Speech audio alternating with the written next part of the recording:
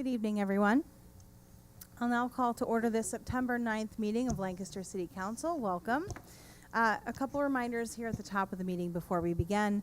This meeting and its participants are being recorded this evening, and do please take a moment to silence your phones and devices if you haven't done so already. I'll make one note about the agenda. Resolution number 63 is not being taken up this evening. It will appear on our agenda for the 23rd of September, so at our next regular meeting. During our meeting this evening, there will be opportunities for public comment. The first general public comment period is for residents that have registered in advance for the opportunity to speak about items not on the agenda. Residents may also comment on individual items on our legislative agenda. That's item 9 in front of us tonight. Finally, a second public comment period will be at the end of the agenda for anyone wishing to speak, to address council about items not on the agenda. All speakers will be reminded to begin with your name and block of residence for our meeting record, and address their comments toward council. Please be advised that public comment is not a question and answer period. All comments are limited to 3 minutes per speaker, and to keep time, there will be a light in front of me that turns green when a speaker begins. It will blink yellow when there is 1 minute remaining, and blink red when 3 minutes has been expended. At the end of 3 minutes, the speaker will be asked to end their comment. I appreciate everyone's cooperation to maintain order and equal time, and also remind speakers and everyone in the room that members of the audience will be and council are expected to conduct themselves in an orderly manner and remain respectful to others. Thank you. And now for all of those who are willing and able, please rise for the Pledge of Allegiance. I pledge allegiance to the flag of the United States of America and to the republic for which it stands, one nation, under God, indivisible, with liberty and justice for all.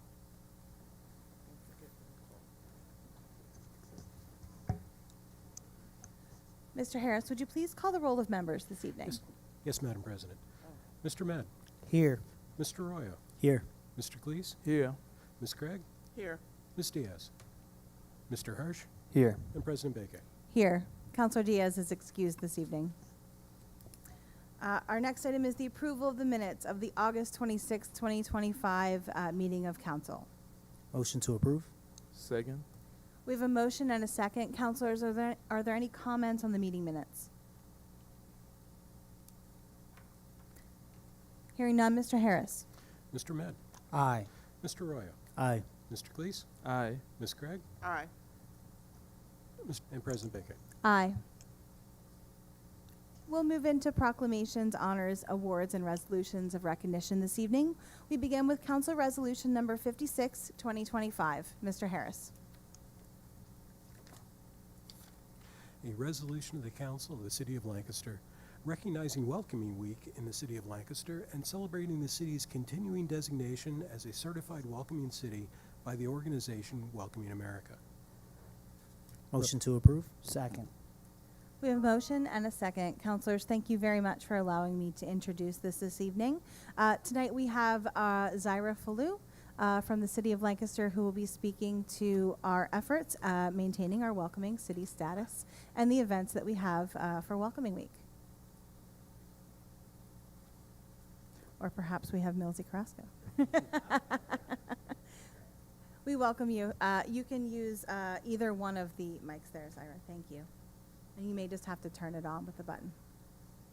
Thank you for joining us. Thank you. You gotta push the button. Oh, You got it. here we go. Little delay. Okay, great. Thank you, everyone. I will be providing an update on the Office of Language Services, which supports the certified and is required by the certified welcoming certification, and also supports our diverse community members. So again, good evening, council members and Mayor Sarashi. Thank you for the opportunity to present another update from the Office of Language Services. I am here to share our mission, our work, and why it is critical to ensuring equitable access to city services for all our residents. Next slide, please. Our mission is clear. We are dedicated to ensuring that all residents have equal access to city services, regardless of the language they speak. To achieve this mission, we provide three core services: translation services, interpretation services, language support, and consulting. Some service highlights over the past 8 months are we have supported 25 initiatives, in-person community engagements, whether by personally attending the events or meetings or by sending an in-person interpreter. We have translated more than 100 documents, social media posts, and flyers, fostered cultural group connections with public safety and other departments, provided staff training, and provided language access consultation for department initiatives. Have access census, local language demographics, and surveyed staff for language access improvement. Next slide, please. There, thank you. And so this slide is a snapshot of all the city community engagements supported by Language Access as part of the DUN Department of Neighborhood Engagement and part of the engagement team. Language Access also provides supports as the city team goes to events and engages in city initiatives through community partner events and meetings. Some of the events, for example, have been ASL interpretations at Celebrate Lancaster, to like supporting the team members at the African American Cultural Affair as they were tabling and providing engagement to the community at the events, and many more than 25 events that I have attended or supported. Next slide, please. Where am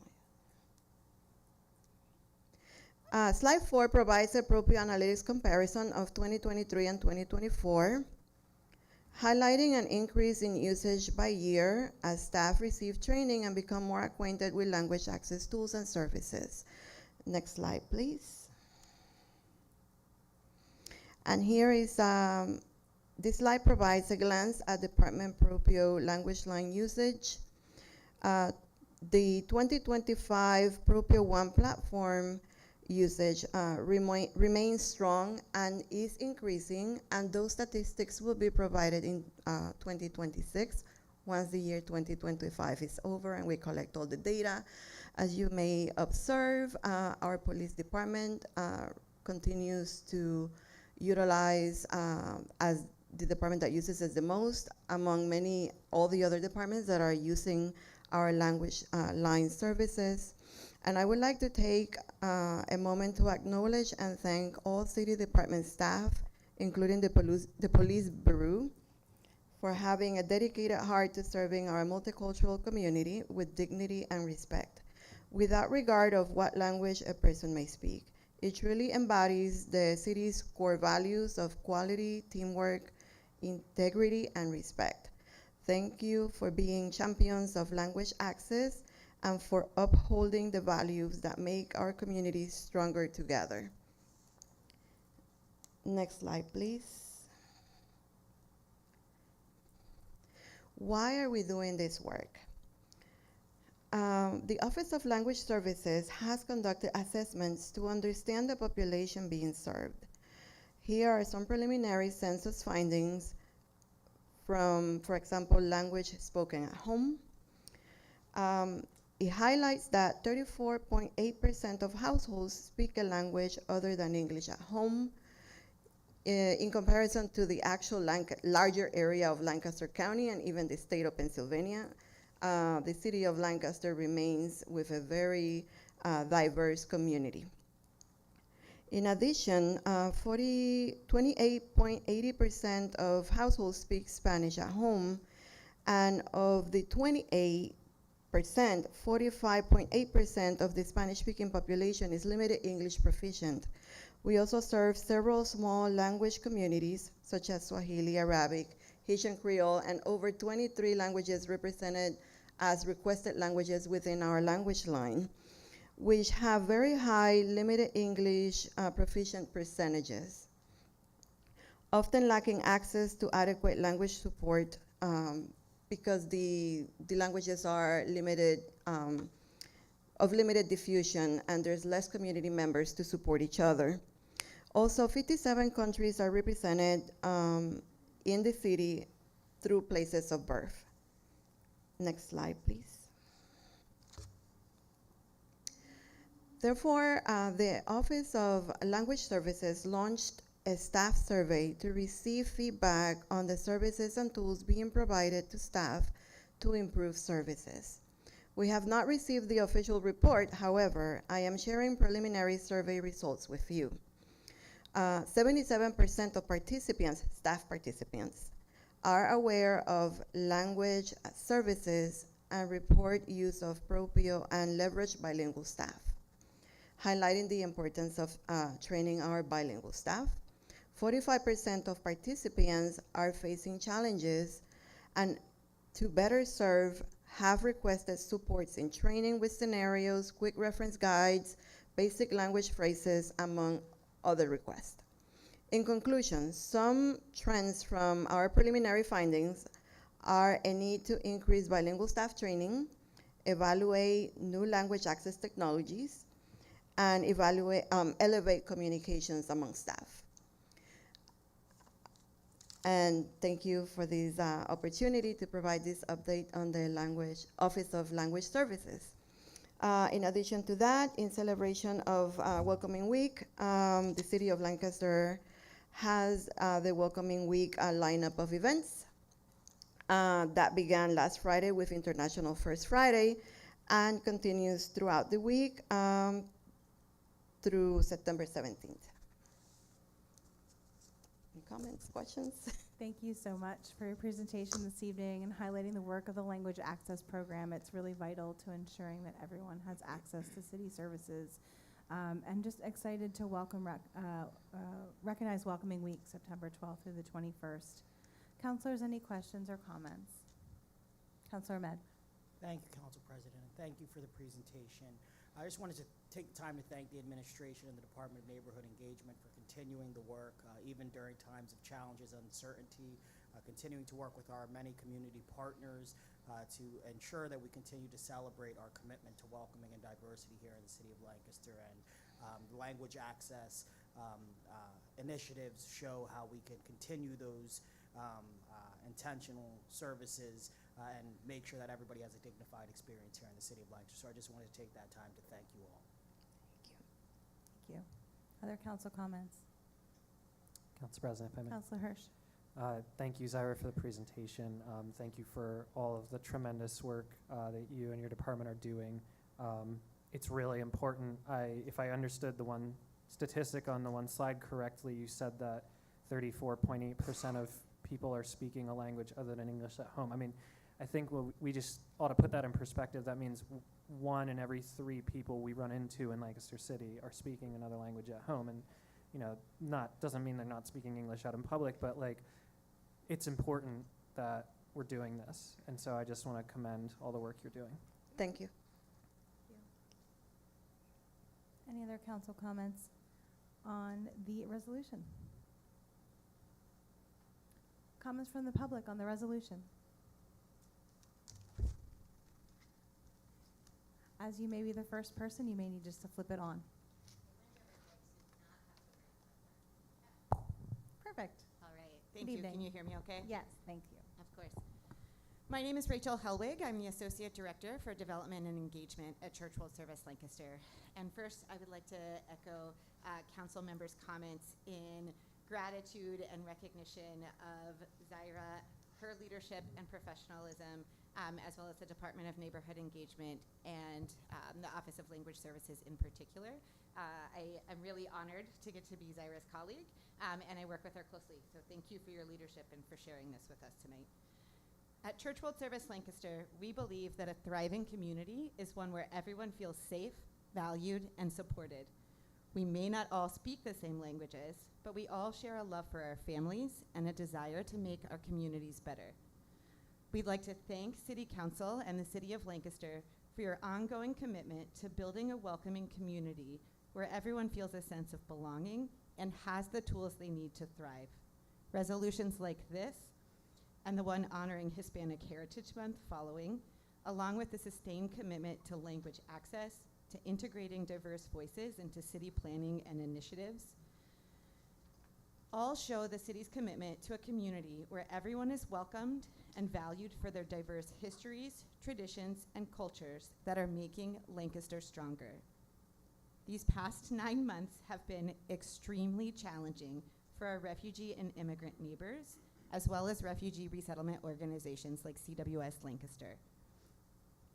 Right now, the indefinite suspension of the U.S. Refugee Resettlement Program remains largely in place, stranding thousands of refugees who had been conditionally approved for resettlement, including some who were scheduled to arrive here in Lancaster and rejoin their families they had been separated from. And sweeping changes to the U.S. immigration system are generating fear among immigrant communities, regardless of visa status. We know that these actions do not reflect our values or who we are as a community. Welcoming is a core part of who we are in Lancaster and who we've always been. Although these are challenging times, tonight's resolution and continued commitment to welcome demonstrates that the beauty of Lancaster as a welcoming place where human dignity and agency is honored and the diversity of background is cherished will not be destroyed. Thank you for your ongoing support. Thank you very much. Are there any further comments from the public on the resolution? Hearing none, Mr. Harris. Mr. Med, Aye. Mr. Royal, Aye. Mr. Cleese, Aye. Ms. Gregg, Aye. Mr. Hirsch, Aye. President Baker. Aye. Thank you, counselors. And thank you to our Department of Neighborhood Engagement. The next item on our agenda this evening is resolution number 57, 2025. Mr. Harris. A resolution of the Council of the City of Lancaster recognizing September 15th, 2025 through October 15th, 2025 as Hispanic Heritage Month and encouraging awareness among the citizens of Lancaster of the important contributions from people of Latino descent. Motion to approve. Second. We have a motion and a second. Councilor Arroyo. Thank you, Council President. I don't have much to add, but just it's truly an honor to introduce this resolution every year to honor Hispanic Heritage Month, which begins September 15th through October 15th. As we look around through different community organizations and community leaders that are led by Hispanic community leaders, it's truly, we definitely get to see the impact by our Hispanic community right here in Lancaster, and our community is better for it. Along with the Welcoming City Ordinance, the Hispanic Heritage Month resolution, it's just a reminder that now more than ever we need to be unapologetic of celebrating diversity, equity, and inclusion in our home here in Lancaster City, regardless of what's happening outside. So I'm very grateful for Council to stand behind this resolution. Thank you very much, Councilor Arroyo. I will just add that at our next regular meeting, we will have a visit from a member of the Governor's Hispanic Heritage Month, the Governor's Commission on Latino Affairs to read the Governor's proclamation for the same, and I'm excited to have them join us here in Lancaster for that. Any additional council comments on the resolution? From the public? Hearing none, Mr. Harris. Mr. Med, Aye. Mr. Royal, Aye. Mr. Cleese, Aye. Ms. Gregg, Aye. Mr. Hirsch, Aye. and President Baker. Aye. Thank you very much. Our next item on this part of the agenda is resolution number 58, 2025. Mr. Harris. A resolution of the Council of the City of Lancaster calling on the legislature of the Commonwealth of Pennsylvania to pass legislation to adopt Senate Bill 504, the Community Energy Act, and to allow for the creation of community energy programs in Pennsylvania. Motion to approve. Second. We have a motion and a second. This is being introduced by Councilor Hirsch. Thank you, Council President. This resolution voices support for PA Senate Bill 504, an act providing for the creation of community energy facilities in Pennsylvania, including community solar facilities. This legislation creates a regulatory framework to help create community solar facilities in Pennsylvania, allow electric customers to source their power from solar, even if they do not have a suitable roof or space for solar panels on their own property. which is many folks here in Lancaster City. It passed on a bipartisan vote in the Pennsylvania State House by a vote of 114 yeas to 89 nays, and was referred to the Consumer Protection and Professional Licensure Committee in the Pennsylvania State Senate. There are 235 proposed community solar facilities in Pennsylvania that a study from Penn State suggests could add 520 permanent jobs and create $83.3 million of economic activity, all while increasing green energy production here in the Commonwealth.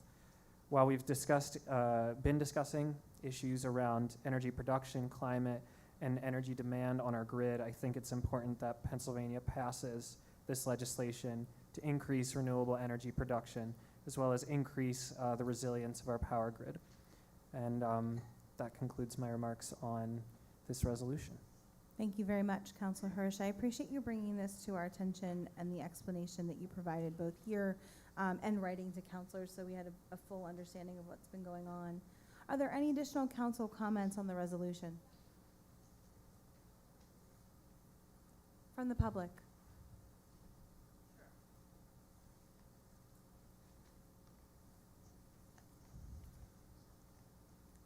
Good evening.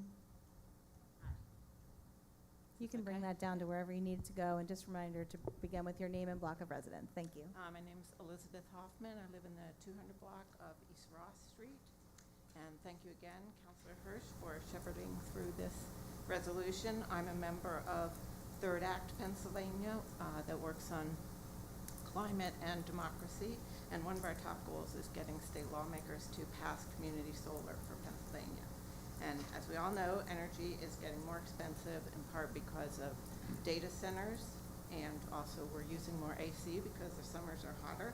And community solar is one of the fastest ways to get more energy on the grid, and that can help bring down prices because it doesn't have to go through PJM that operates our electric grid.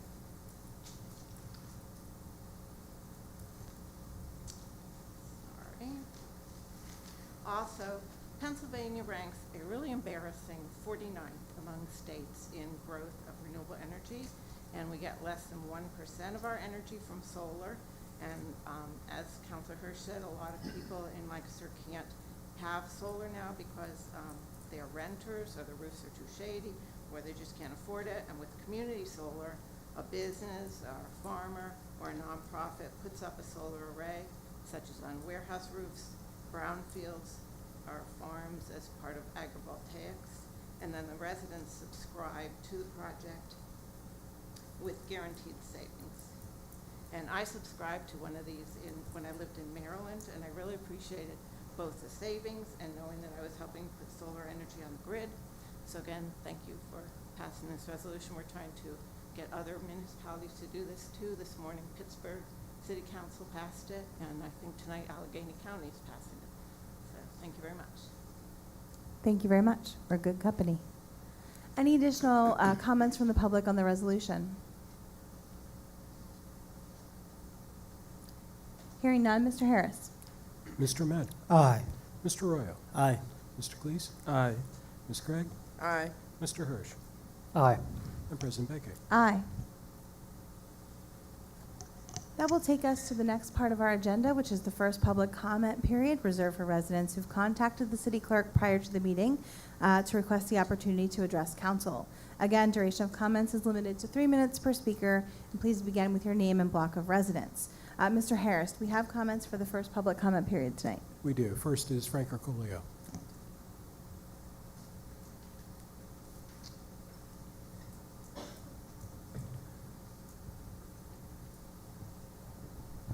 Good evening. Good evening, everyone, and thank you for this opportunity to speak.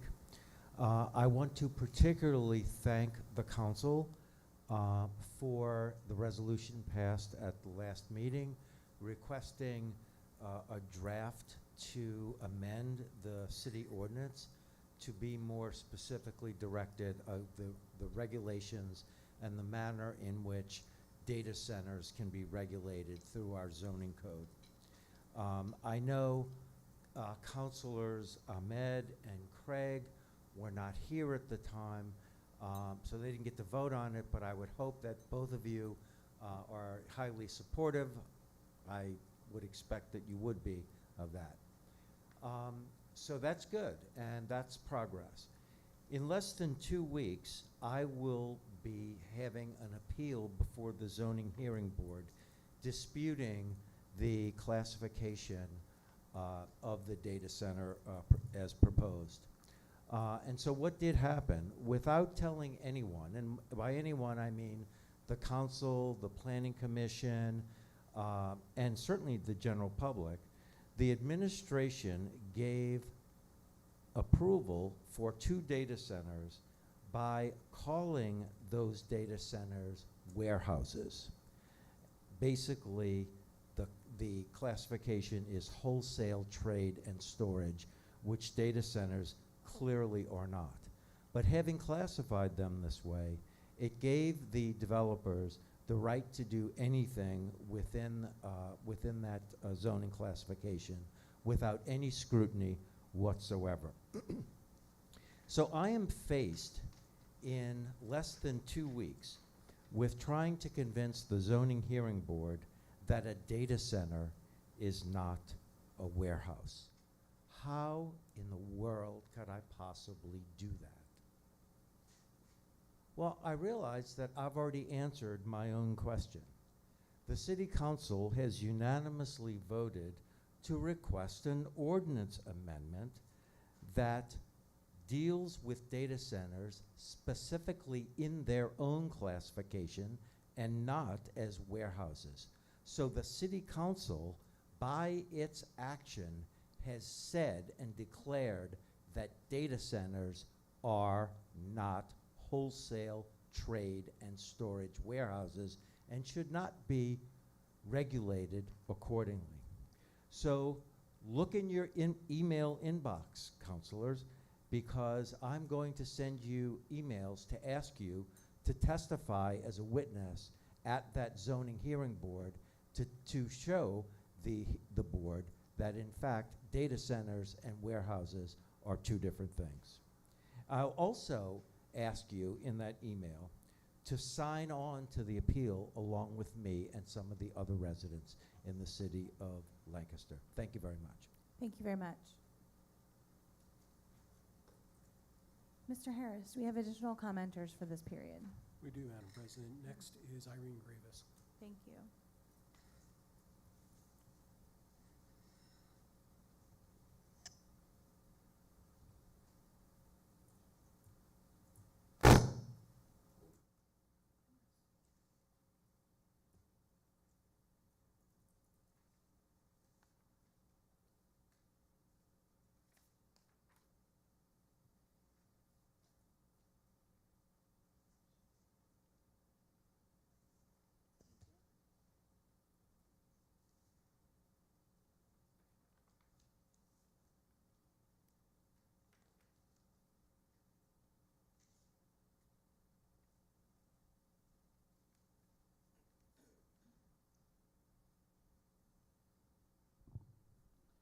Good evening.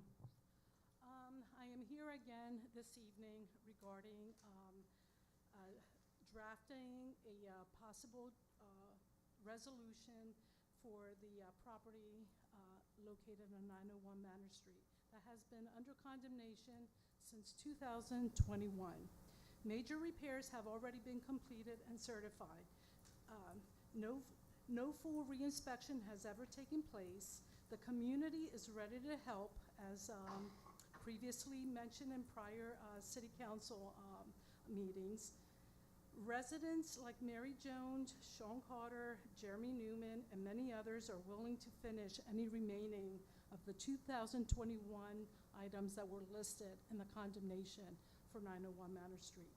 The city keeps issuing citations at other properties while 901 Manor Street remains unresolved. This delays affordable housing during a crisis. My request to City Council is very simple. Either allow the community to finish any remaining items listed in the 2021 condemnation items, or have the city complete them at cost and just bill me. Wouldn't that be simple? Then re-inspect, lift the condemnation, and restore the housing. This property needs to be back on the housing market in the midst of a housing crisis. Thank you. Thank you. Mr. Harris, are there any further commenters for this period? No, they're not. Thank you very much. We will now move to our next item on the agenda, which is reports requested by council. This evening, we have the Lancaster Public Library 2026 budget presentation, and I will welcome you forward. There would be great. Good evening, and thank you for being here.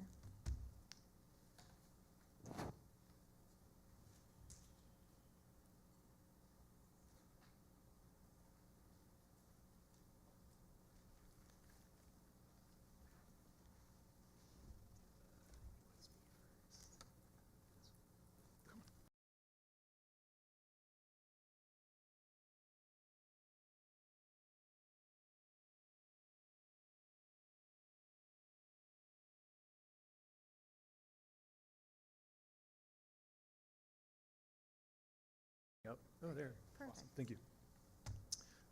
I did leave some hard copies of this presentation for any counselors or community members that would like. I left it with Mr. Harris.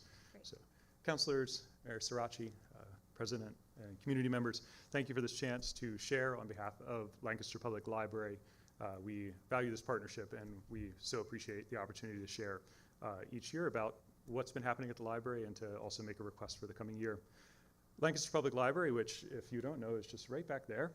Our mission, I'm John Heinley. I'm the Director of Donor Advising for Lancaster Public Library. The whole USB thing threw me off. And also a city resident. And with me are our Executive Director, Lissa Holland, and our Library Manager, Karina Burns, and our Board President back there, Debbie Keys.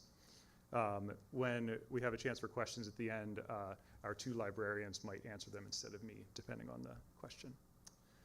Lancaster Public Library's mission is to inspire, empower, and strengthen our community by connecting people with information, ideas, and enriching experiences.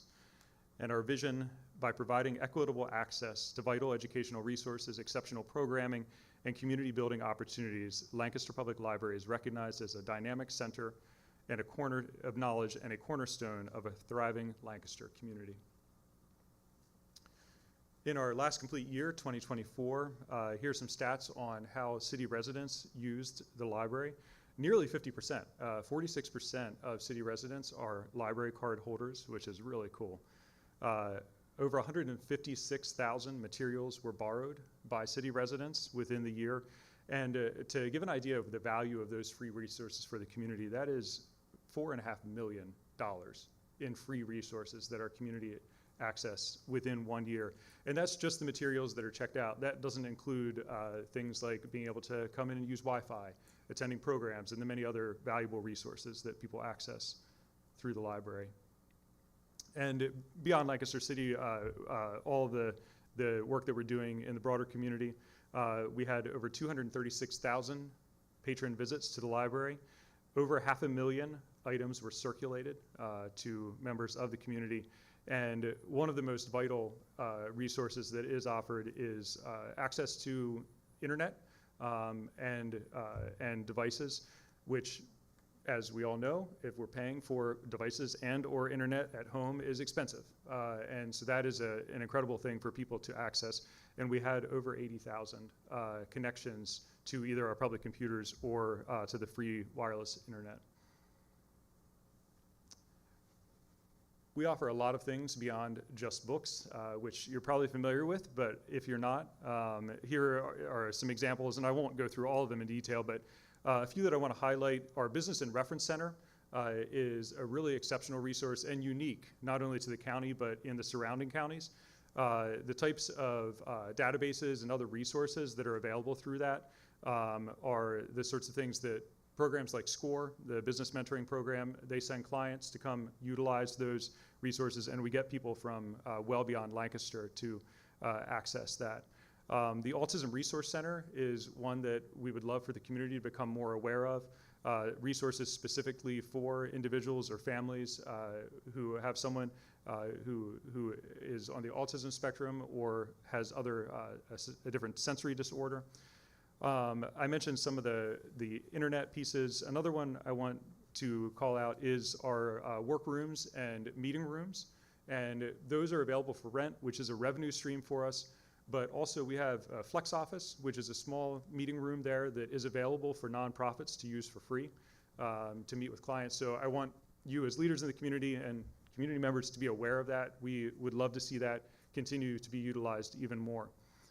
Along with the programs and lots of fun items that can be checked out, like I've checked out the parachute for our neighborhood night out, things like that. Another one is our e-resources. A lot of people are familiar with Libby and Hoopla. So there's ebooks, audiobooks, streaming, all sorts of things. Again, stuff that is very expensive if you're doing it by a subscription, free to access for the community. And I specifically want to call out Loat for Kids, which is a new resource that we added just this year. As we've been, and I appreciated the language access presentation, as we have been working at language access as well, it's very hard to get children's books in the many different languages represented in our community. And this digital resource is an amazing tool. It has dozens and dozens of different languages, children's books that are available both, they're digitally either to read or as audiobooks. And one of our new neighbors, friends, a family from Afghanistan that joined the community this year, I sat down with them and was looking at this, and they were able to play one of these children's books alternating between English and I forget which of their home languages. They have several that their family speaks. One of their languages, we were able to alternate it between English and their language of their home. And it's an amazing resource for families, children to learn English, but also for adults to be able to learn English. So I want people to know about that, and please do spread the word about that as we partner with the city on language access and being a welcoming city. We have continued to see increase in our program attendance. In 2024, we saw an 18% increase in attendance at our programs. We just came off of our summer reading for 2025. Over 4,000 community members participated, and we offered over 200 programs, and over 1,000 of the summer reading challenges were completed, which was really cool. A few of the new programs, and there are many more, but some of the highlights that were added that were new last year, Read It and Eat It Cookbook Club has been very popular. We did our first fully ASL story time. We also did our first fully Spanish story time, and we added a Future Architects Club. And there's a lot of popular programs. A few are Baby Story Time, which keeps having a lot of people come out to it. And that one is really special because, especially for new parents who have had their first child and are looking for community and connection, many people form relationships and find support coming to that Baby Story Time, which is really special. And many other clubs and book clubs and programs that we have as well. In terms of our funding, we broke it out a little bit more in this one than we have in previous presentations. 64% of our revenue is generated by the library, and 36% comes from government sources. Significantly, over 7% is through ARPA funding, which the city has been an amazing partner on, and that will extend through 2026. After that, one of the things we're looking at is how do we build sustainable funding as that goes away. We're very grateful to the municipalities like Lancaster City who support us financially. That's about 9%.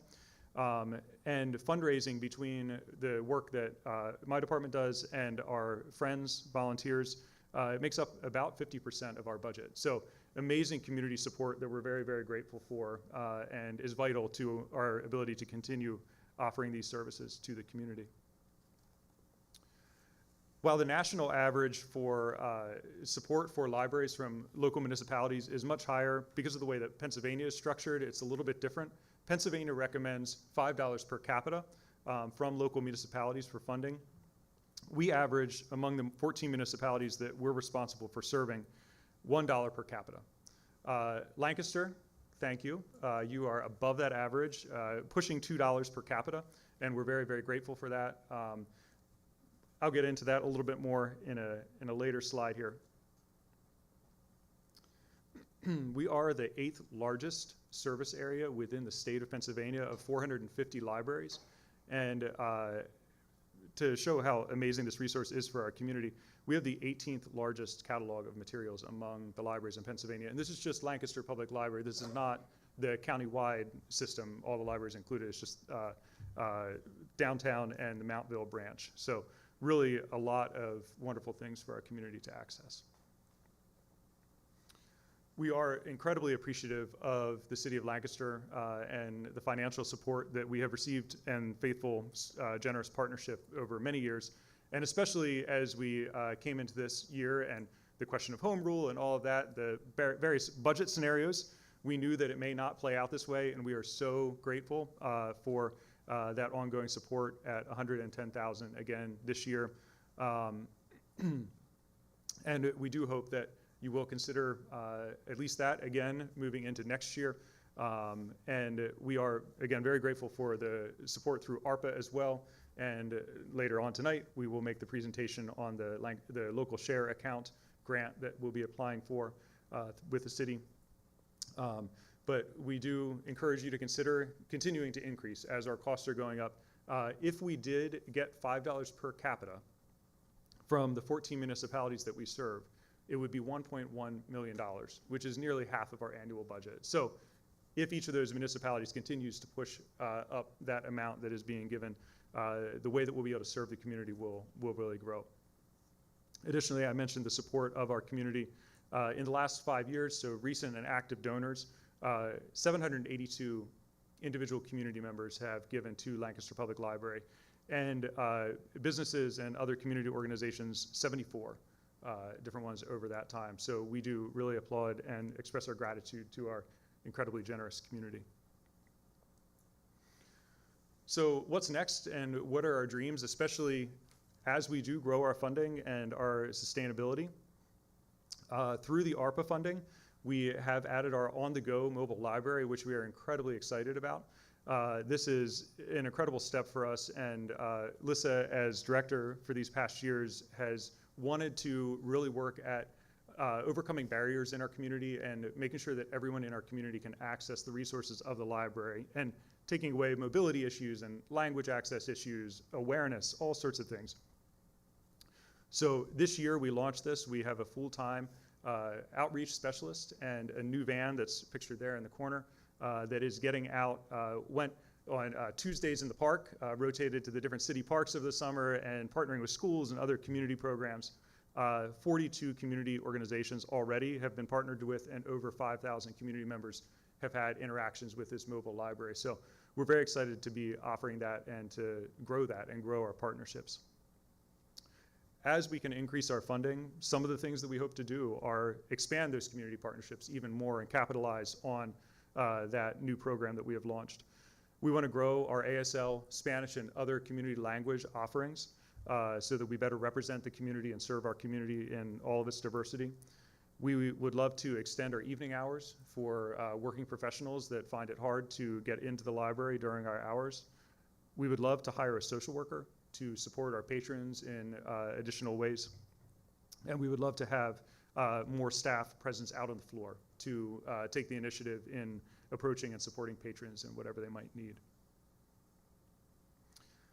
There's a QR code on there that goes to our website, not to our donation page, but you can get there from that. And there is my contact information as well. And yeah, welcome any questions. And again, Lissa or Karina might join me in answering any questions. Thank you so much for your presentation this evening.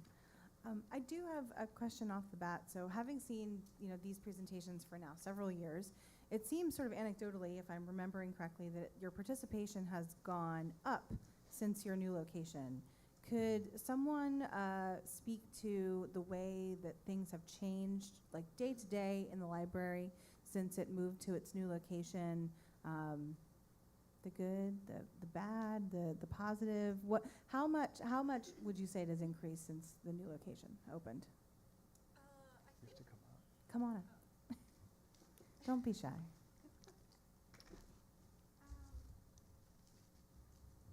Thank you.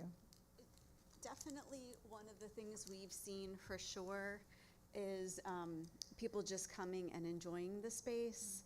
It's a lot more open to people who are there to just relax and read or work with their iPads or their laptops. It's just a much more open, inviting space. We have more computer access than we did at the old building. It's a much more open area also for computers, and we have 16 public computers, and they are well used, very, very well used. We have the terrace area now, which is wonderful. We never had anything like that before, and people are definitely enjoying that during the summer. As far as our children's area, that has really picked up. We divided out our children and our teen sections. That was something huge in this building, and we've seen the differences there. We are able to really focus more on teens now, and we can really do some of the great programming that brings them in, like Anime Club and teen gaming, and so that's been fantastic. The attendance at our baby story time that John was talking about, we doubled that. We had one in the old building, now we have it twice on a Tuesday because we had so many babies who wanted to come to baby story time, and of course their parents too. And so that has grown. Our summer reading is growing. We went downhill with that after 2020, but that is starting to pick up again. And I think moving into the new building, having more accessibility to outdoor programming, we've been doing a lot of things at Musser Park and out in the plaza, has grown some numbers there as well for summer reading. So we're getting back to where we were before. So really overall, they're just meeting spaces. That's so much better than in the old building. We had one auditorium that we shared for children, teens, tweens, adults, and now we have 3 or 4 spaces, and we can do more programs at the same time. So now we sometimes have 2 adult programs going on at the same time because we have 2 rooms with a wall in between. And we can also have 1 or 2 children's programs going on upstairs at the same time. So we can just do more programming each day. We can get more programming in. So lots and lots of benefits as far as the space and the community gathering that we have in the building. Thank you so Anything you much. wanna add? It's always nice to hear about opportunities for spaces where people can just exist without the expectation to spend any money, because we don't have any of those besides the library, Yeah. and that's why it's so valuable. So thank you for that. Yeah. Counselors, any questions or comments on the presentation this evening?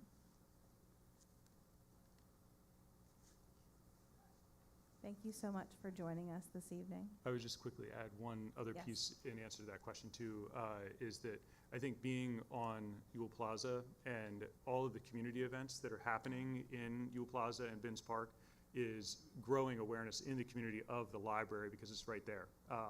And other than I started with the library less than 2 years ago, so in the new building, other than taking my nieces and nephews to check out books, my only other time in the library before I went to interview was I had to go to the bathroom when I was at the Hispanic Heritage Festival. So I went in. So I really do think that that partnership as well, and like some intentionality that we've had between the city and the library that I think we can continue to grow, has really given opportunities for people to become familiar with the library or to be reminded of it, to get into it and see the new space and then access resources. I agree. Thank you for being an anchor in that public space for us. Lissa, yes.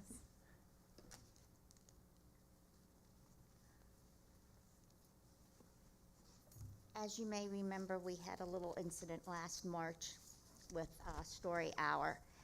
And I want to say that although it was horrible as we went through it, it has brought the staff together. The silver lining is we all realized what the mission and vision were and work very hard now to stay within that and to be welcoming and really thinking through every new program or any new policy that it doesn't put up any kinds of barriers. And that is something that I want to commend the staff on for doing. So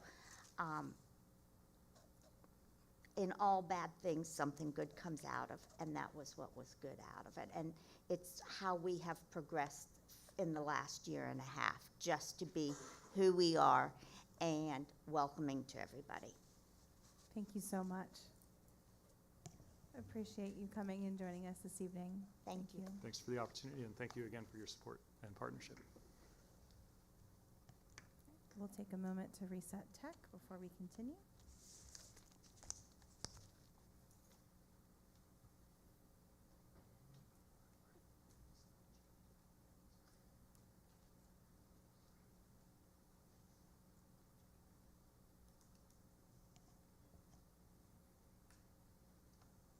All right. As we are getting reset, we'll move to our next item on the agenda, which is reports of committees of council. These are the meetings that were held on September 2nd, 2025. First is our Public Safety Committee. In Councilor Diaz's absence, Councilor Hirsch, would you mind reviewing the work of the Public Safety Committee? Yes, the Public Safety Committee met and heard one item, and one item was tabled. The item that was heard will be heard later on the legislative agenda, Resolution 59, adopting the Lancaster County Hazard Mitigation Plan. Thank you very much. And I will continue with you, Councilor Hirsch, in the Public Works Committee. The Public Works Committee did not meet. Thank you. Economic Development Committee, Councilor Ahmed. Thank you, Council President. The Economic Development Committee did not meet. Thank you. Finance Committee, Councilor Arroyo. Thank you, Council President. The Finance Committee did meet. We discussed Bill number 6, 2025, which authorized issuance of a $32 million general obligation note. This is for the 42-inch water transmission line replacement. The total project is for $41 million, but this interim financing would only be for $32 million to ensure that the project is shovel-ready and until we can secure long-term financing from Penvest. That concludes my report, Council President. Thank you very much. Community Planning Committee, Councilor Craig. Thank you, Council President. Community planning did meet. We had 5 items on the agenda. All 5, wait a minute, hold on. No, 4 of which will come up on our legislative agenda. That concludes community planning. Thank you very much. And Personnel Committee, Councilor Calixte. Thank you, Madam President. The Personnel Committee did meet on September 2nd and review nominations for reappointment to the Public Art Advisory Board and Sewer Appeals Board. That concludes my report, Madam President. Thank you very much. That takes us to our legislative agenda this evening. We begin with those nominations for appointment. Councilor Calixte. Thank you, Madam President. I make a motion to reappoint Keisha Finney to the Public Art Advisory Board for a term from July 31st, 2025 to July 31st, 2027. And Stephen Campbell to the Sewer Appeals Board for a term from September 12, 2025 to September 12, 2030. Second. Thank you. We have a motion and a second for our nominations. Are there any councilor comments on them? Comments from the public on the nominations?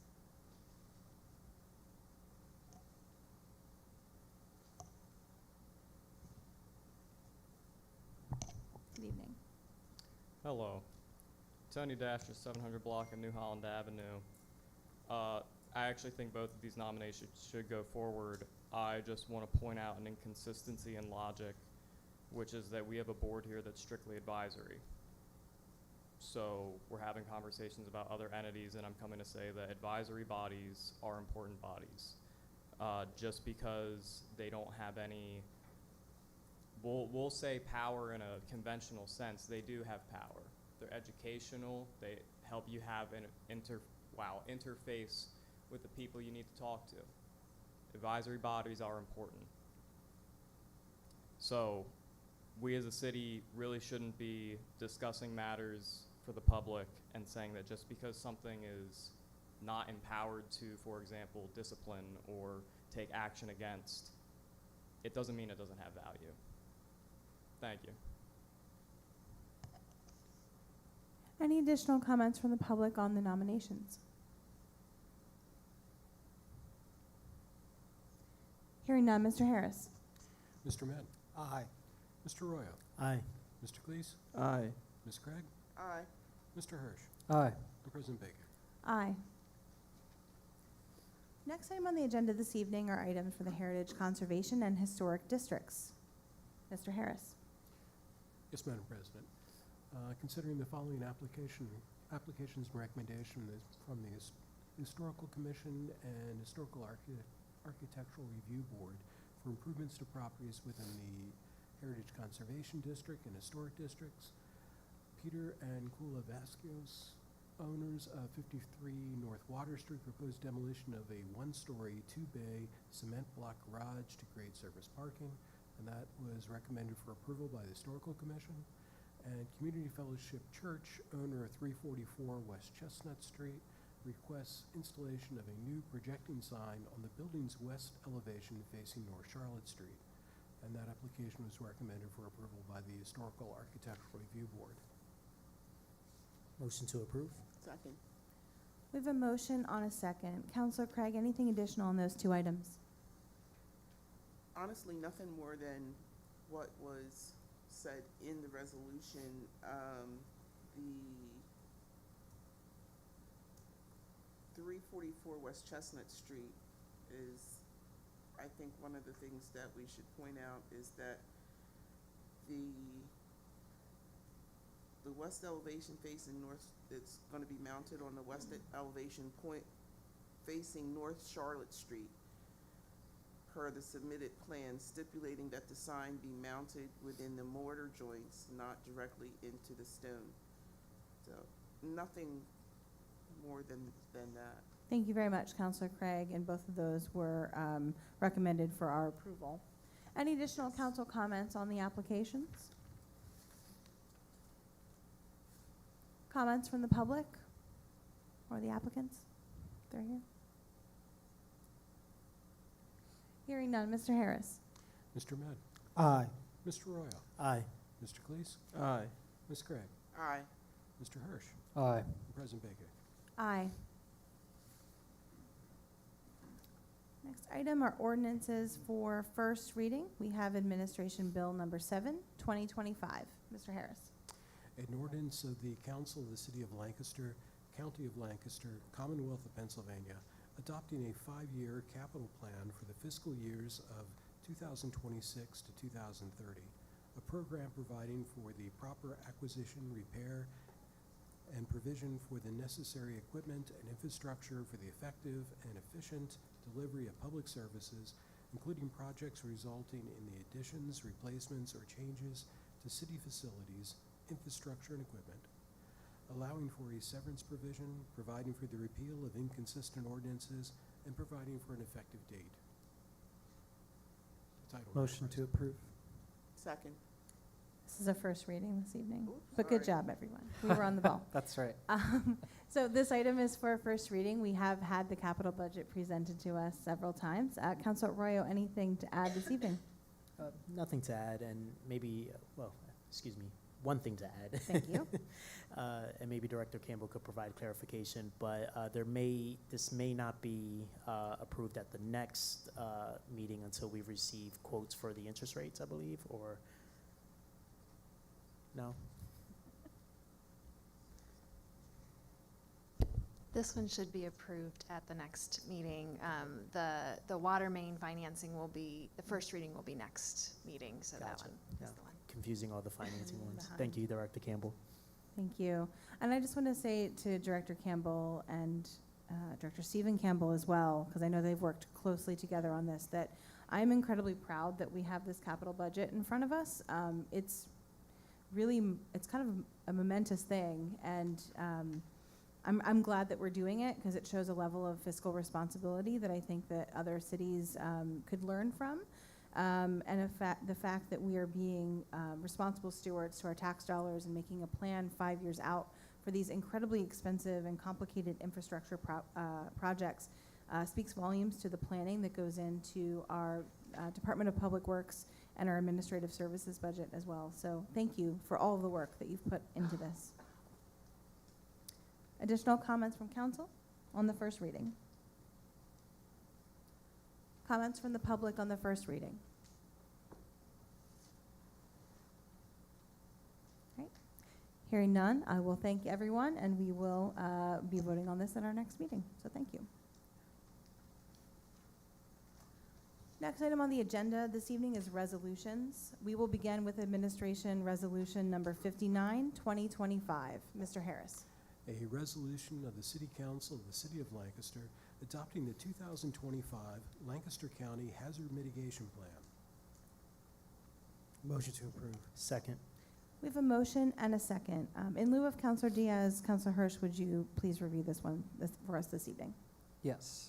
So Resolution 59 adopts the 2025 Hazard Mitigation Plan from the Lancaster County Hazard Mitigation Plan, adopted by county government and then subsequently by the participating municipalities in order to be eligible for post-disaster relief funding for the Disaster Mitigation Act of 2000.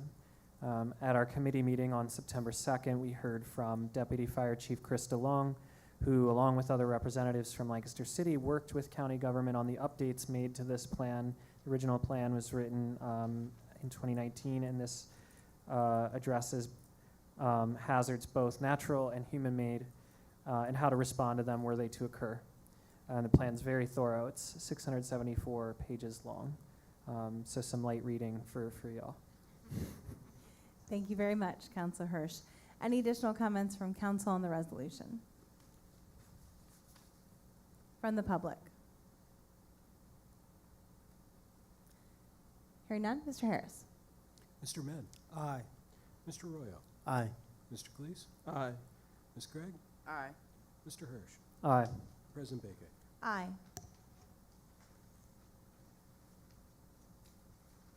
The next item is resolution number 60, 2025. Mr. Harris.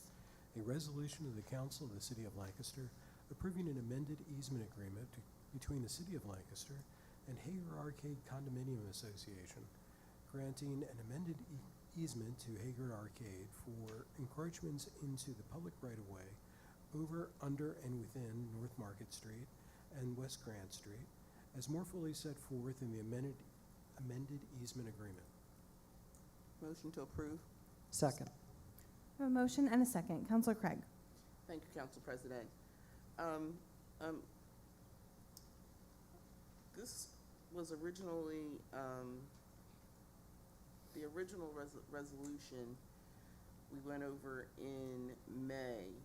The amendment is because of an incorrectly listed height measurement from 15 feet to 13 feet 6 inches, which complies with the city's ordinances. So just a slight error in measurement that was corrected. Thank you very much, Counselor Craig. Any additional comments from council on the resolution? From the public? Hearing none, Mr. Harris. Mr. Med. Aye. Mr. Rohr. Aye. Mr. Cleese. Aye. Ms. Craig. Aye. Mr. Hirsch. Aye. And President Baker. Aye.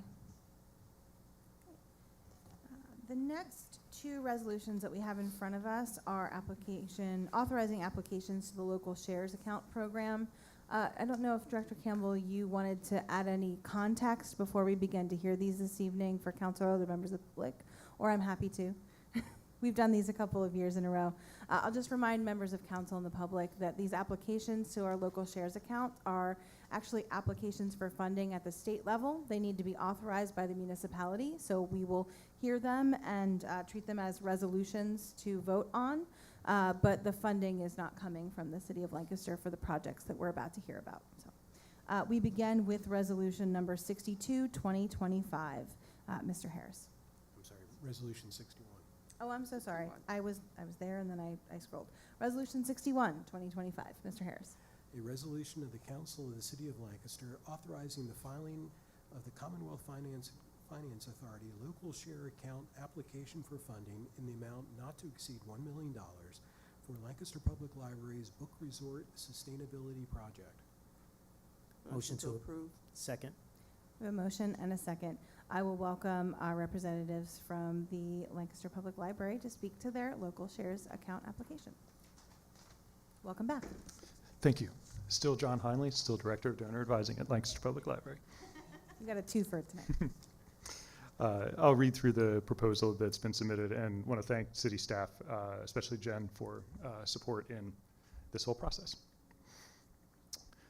Local shares account funding for the Book Resort Sustainability Project would allow Lancaster Public Library to purchase and renovate the property at 225 North Marshall Street, completing key renovations to update that building. The project's anticipated budget breakdown includes $750,000 for the purchase, which slight adjustment to the wording that you received does not include the closing costs. So $750,000 plus closing costs, and then $20,000 for administrative fees, and the remaining, hopefully $200,000 or more for renovations. Renovations would be prioritized with probably the HVAC system, the electrical, and roofing to be prioritized based on the budget for each of those items. The Friends of Lancaster Public Library, which is a volunteer group, currently leases the Book Resort facility at 225 North Marshall Street. It's a volunteer-run operation that sorts and sells gently used books through the Marshall Street Bookstore, Juliana Bookstore, which is at the downtown branch, online and at annual events like the Big Book Sale, and a smaller one on site next weekend if anyone's interested. So the Big Book Sale, which just celebrated its 70th anniversary, so an incredible history there. The facility is ideally suited to its purpose with a storefront and sufficient warehouse space to house and process the over 250,000 books and materials that are included annually in the Big Book Sale, as well as other sales throughout the year. The adjoining parking lot, which has the same owner and is leased by Horse Inn, provides crucial access for volunteer and customer parking and for the flow of traffic for community members to drop off their book donations. Ownership would protect this vital revenue-generating operation that contributes over $200,000 annually to the library, and continued rental income from the Horse Inn's lease, and there's desire on both sides of this to continue that partnership, would also help with the financial sustainability. So yeah, we appreciate the support with this. It's an incredible community resource. We have a lot of people who volunteer, and the volunteers have wonderful community amongst themselves. And the sales offer a really great opportunity for the community to access affordable books, not quite as affordable as literally checking them out at the library, but low-cost books that people can own, which is a really special resource to the community. And it is a very important financial support to the library every year, doing all the wonderful things that we talked about earlier. So, thank you. Thank you very much. A question for you. One, first, thank you for answering the important question, is the Horse Inn still going to be able to park there? Yes. So thank you. And two, I guess I did not realize that the facility wasn't already owned by the library. So who are the owners currently, if you would not mind disclosing? Yeah, Al Medved. Okay. And he has expressed the desire for the library and for Horse Inn, both of which have a long history with the family, the desire for both the library and Horse Inn to continue to be able to have those facilities, and the family as well is on board with that. So Great. all parties are excited about this. That's great to hear. Thank you. Any additional comments or questions from council? Councilor Cleeks. Thank you, Madam President. Thank you for the presentation. And I was wondering how the library measures the success of its projects. For example, how they measure you can say if the investments are paying off. Mhm. So how does the library measures Like for this facility specifically, or the other, like the programming? the program? Oh, the programming? Yeah, so we are required by the state, and Lissa can speak to this if I miss anything. We're required by the state to measure a whole bunch of different metrics that we're submitting on a monthly and annual basis. And that does include the amount of items that are circulating. It includes the access to public computers and wireless sessions, attendance at programs, all sorts of things like that. So a lot of what we're measuring is really related to the community usage and how that compares year to year when we're looking at our own work, and how that compares as well to other libraries within Lancaster County and peer libraries throughout the state would give us kind of a gauge for that. But also community feedback, I would say, is really vital to that.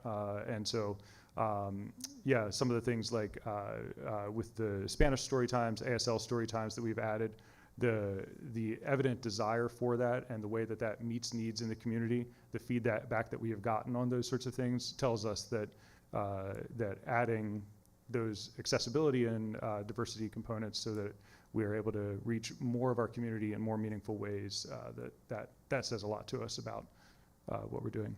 Anything you would add?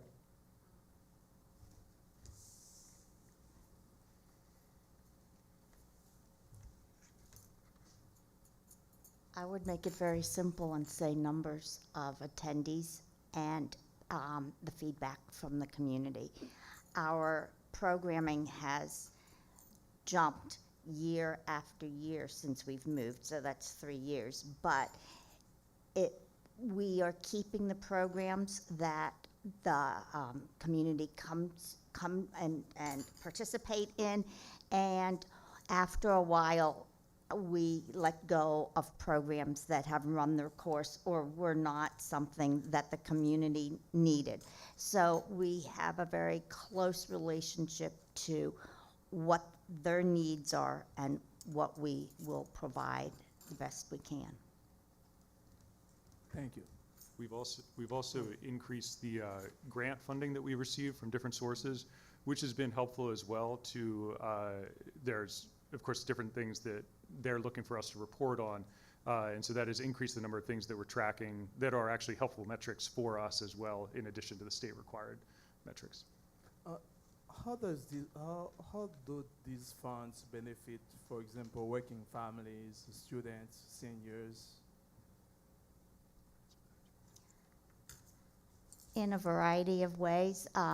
Again, coming in and using technology for free.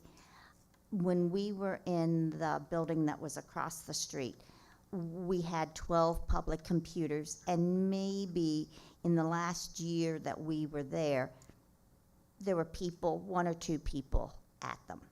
Immediately upon moving, we have 16 that are always busy. So that's one way. Our program attendance for adults is growing. For the business center, we have every person that goes through the SCORE program is sent to the library, and we have people from Dauphin and York counties coming and using those facilities because the databases are very expensive for an individual to buy or to I guess rent or whatever. But so that's a way that we know that we are reaching people. The feedback from a baby story time, literally, it is almost out of control. At one point, we had 36 babies at one story time. That's why we divided it up, and that's why we give the opportunity that if your baby sleeps in the morning, you might want to come in the afternoon, and vice versa. And the feedback from the organizations that we are partnering with too, they're seeing an increase in number of people taking part in the programs that they too are providing and that we are hosting. Those partnerships would be one of the things I would highlight too that has increased with the new location. Because of the space we have available, we're able to partner even more with different organizations, and there's many, but like CareerLink, Penn State nurses would come in and offer resources. And so a big part of it is being a resource hub. We're not the experts, we're not offering the service itself necessarily, but making the space where people know they can come to access all sorts of resources is a big part of what we're doing. Thank you so much. I would also say the increase in donor support too. If we weren't doing something that they wanted, I don't think we would get the amount of money that we got in 2024 for the support of the work we do. Thank you. Good point. Thank you. Additional comments from council on the application, the resolution? From the public on the resolution? Hearing none, Mr. Harris. Mr. Med. Aye. Mr. Roya. Aye. Mr. Glees. Aye. Ms. Craig. Aye. Mr. Hirsch. Aye. President Baker. Aye. Thank you so much. Thank you. Thank you.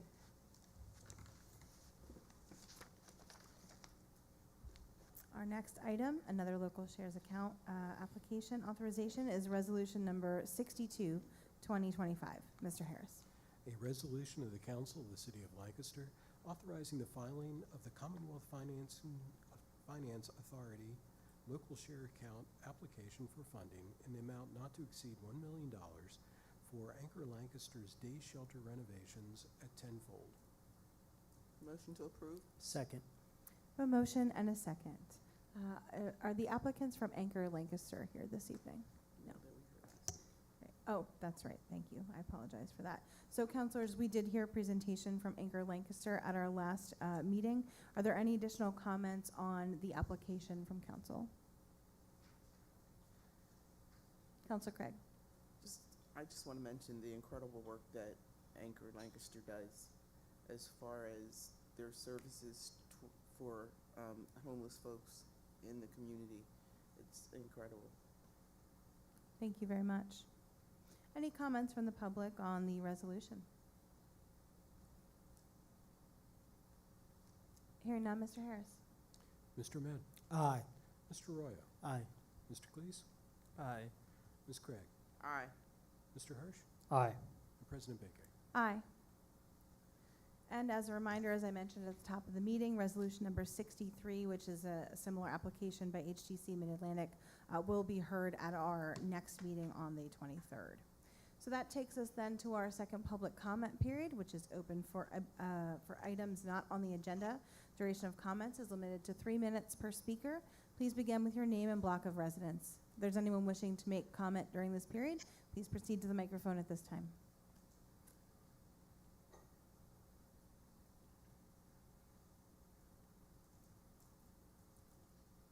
Good evening. Tony Dasher, 700 block of New Holland Avenue. To be very frank, I'm not feeling my best right now. But I'm going to paraphrase something I hear weekly that keeps me moving. I know one of you knows where this comes from.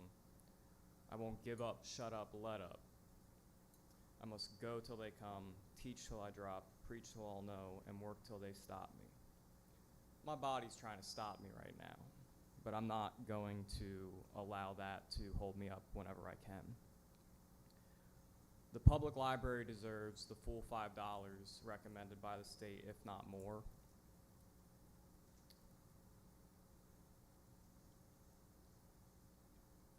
I understand why certain programming has been avoided for the moment.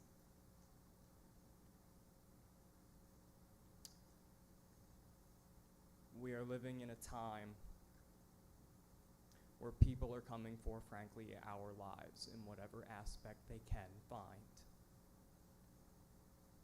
I've had people ask me over the last week what we can do for trans individuals in our community.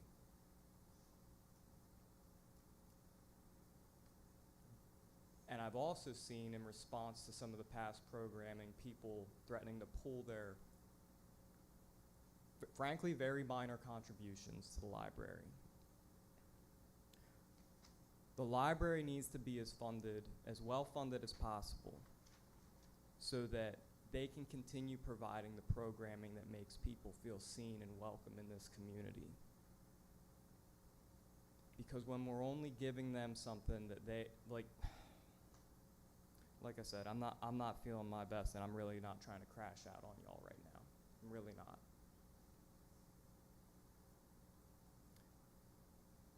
This is a time where a lot of us are worried about what might come.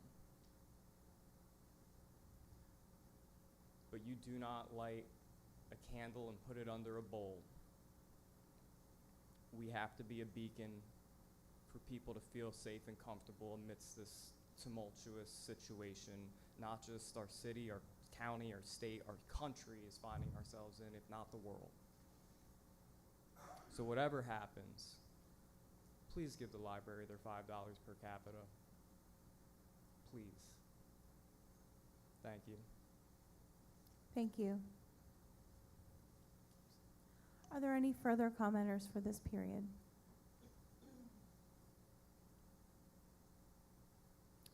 Hearing none, we'll close the second public comment period this evening, and thank you for that. We now move to the report of the mayor. Mayor Sirachi. Thank you, Council President. Tonight, I'd like to share a few updates on the city's permitting process. City staff across departments have been working hard to improve the permit process from top to bottom, making it faster, clearer, and ultimately fully online. Council is probably aware, but for the public, we process permits for many different things, special events, renting out our pavilions, our fire marshals are related to permitting fire suppression systems. Of course, building permits are the most common. And in 2024, the city issued 2,315 building permits, and as of July 31st, 2025, we've already issued 1,232, and that's just building permits. So while we have made real progress, there's still a lot more to do relating to our permitting. Staff have developed a new system to track permits across departments, including an internal dashboard to make the process easier to follow, and processing times have also been significantly reduced. The city recently hired a new permit coordinator. Her name is Kelly, and many of you know James, who now serves as the Bureau Chief of Building Codes. The permit coordinator role also serves as the main point of contact for building permits, helping to move them through the process and resolve any holdups. In the coming weeks, a site plan will be required for all exterior permits to expedite the review process, and additionally, all commercial drawings and plans will move to online submission only. And we're preparing for all permits to go online in 2026 using a platform called CityView. We've launched a permit finder tool. I want to give a shout out to DJ Ramsey and Wyatt Behringer for their work, as well as many departments to assist in developing this permit finder tool, which is now available at cityoflancasterpa.gov/permits. This educational tool allows residents, business owners, and contractors to select the type of project they're planning and to see which permits may be required. Which will hopefully provide better customer service and more thorough permitting for the projects that are coming into City Hall. And that concludes my report, Council President. Thank you. Thank you very much for those updates, Mayor Sirachi. It's appreciated, those efforts. The next item on the agenda is the report of President of Council. I do not have a formal report to give this evening, so we'll move to council comments. Are there any council comments this evening? Then hearing none, and having reached the end of our agenda, I'll hear a motion to adjourn. Motion to adjourn. Second. A motion and a second. All in favor? Aye. Aye. Thank you. We're adjourned.